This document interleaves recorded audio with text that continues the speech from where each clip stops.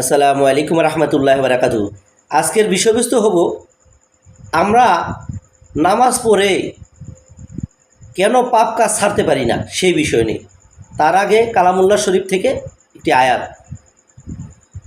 বিসমিল্লাহির রহমানির রহিম।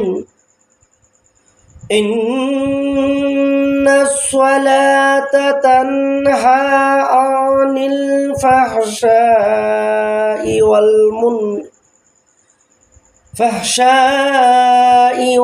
মুনকার। আল্লাহ জাল্লা শানহু বলেছেন, নামাজ মানুষকে অশ্লীল কাজ থেকে বিরত রাখে। এখন আমি আপনি নামাজ পড়ে সালাত পড়ে কেন পাপ কাজ ছাড়তে পারছি না? কারণ নবীজি, আমাদের প্রিয় নবীজি সাহাবা আজমাইনদেরকে যেই নামাজ শিক্ষা দিয়েছেন অমনি করিয়া আপনি আমি নামাজ পড়তে পারছি না। আরেক জায়গার মধ্যে আল্লাহ জাল্লা শানহু বলেছেন, লিমা তাকুলু মা লা তাফআলুন। মুখে আমরা যে কোরআন হাদিসের বয়ানগুলো করে থাকি, নিজে উহার মধ্যে আমল থাকিতে হবে 100।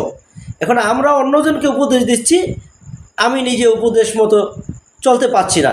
সেই কারণে এই নামাজ আপনাকে আমাকে পাপের থেকে ফিরাই রাখতে পারে না। ভাই দোস্ত বুজুর্গ, এই কালামুল্লাহ শরীফের আয়াত খাঁটি কথা, ইহাকে আমরা মাথায় তুলে রাখবো এবং আমরা সকলেই নামাজ পড়ে যেন এই পাপ কাজ থেকে বিরত হইয়া থাকতে পারি।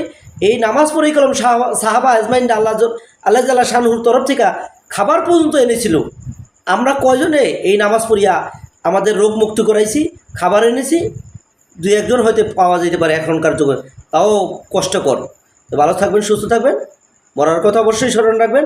আল্লাহ হাফেজ।